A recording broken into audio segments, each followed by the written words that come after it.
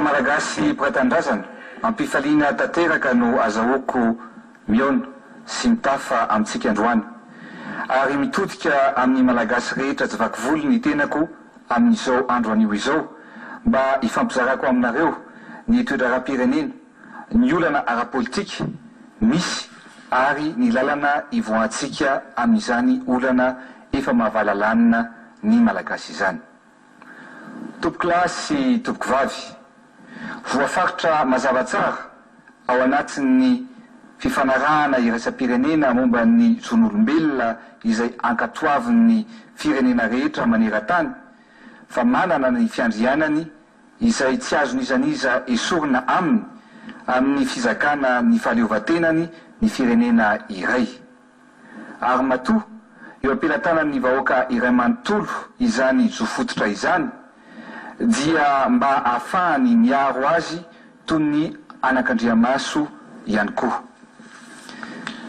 Mila fanovana ny firenena, mijoro isika, mijoro, ary mbola hijoro amin'izany adidy lehibe izany satria nisy ny ainana fohy, nisy ny nitondra takaitra noho izany fitakiana izany. Eritaona no nisin'ny fifandaminana ara-politika, fa nilanelanana niarahana amin'ny sehatra iraisam-pirenena izay nitadiavana ny vahaolana, nisy ny fifanarahana samihafa, nisy ihany koa ny fametrahana rafitra izay fantatsika fa tsy nahitana vokany.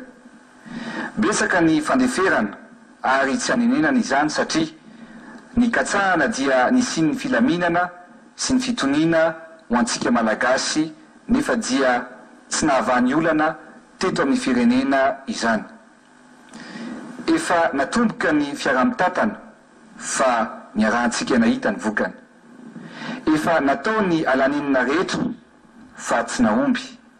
Iverinay, fa tonga ny fotoana tsy maintsy andraisantsika Malagasy andraikitra.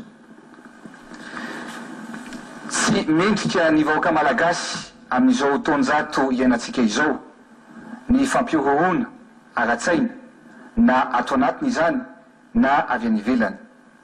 Mazava ny fanapahan-kevitra fa tsy misy afa-tsy ny fifidianana, ary ny fifidianana irery ihany no hany lalatokana ivoahana amin'izao olana ara-politika izao.